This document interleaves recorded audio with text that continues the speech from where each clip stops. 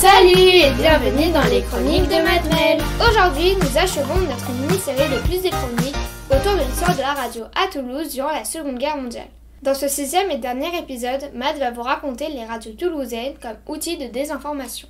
Durant la Seconde Guerre mondiale, la radio joue un rôle décisif. En septembre 1939, la France compte 6 millions de postes récepteurs, contre 9 millions en Angleterre et 13 en Allemagne. Dès le déclenchement du conflit, pendant la drôle de guerre, la désinformation joue à plein, comme la censure, ainsi que nous l'explique Yves Pourchet, professeur à Sciences Po Toulouse. Dès que la guerre éclate, il y a la mise en place d'une censure. Donc on prolonge, mais on la durcit. Elle existait d'ailleurs, c'est pas Vichy qui l'invente. Elle s'accentue avec la débâcle en 1940 et son flot de réfugiés. La désinformation se caractérise pendant toute la guerre comme des indications brouillées pour ne pas aider l'ennemi.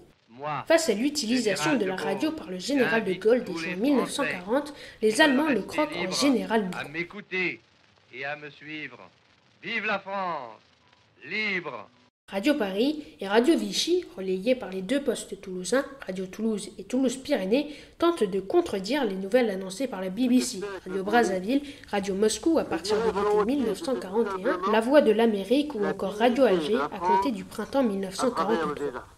Mais cette dignité n'est pas seulement faite d'un sursaut, la clairvoyance y entre pour une part égale à celle de l'honneur. C'est notamment le cas avec l'éditorial politique diffusé à Si Nîmes. une chose pouvait me paraître décourageante, au moment où je m'efforce le plus consciencieusement que je le puis de montrer à mes compatriotes la colossale duperie des propagandes qui les abusent. Radio Toulouse 2, filiale de Radio Toulouse, créée au début de la guerre pour couvrir uniquement la ville rose, Vous allez entendre l'émission de Radio Toulouse 2, longueur d'onde de 274 mètres.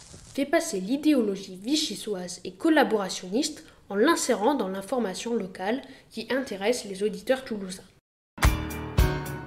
Merci à toutes et à tous et à bientôt pour une nouvelle vidéo.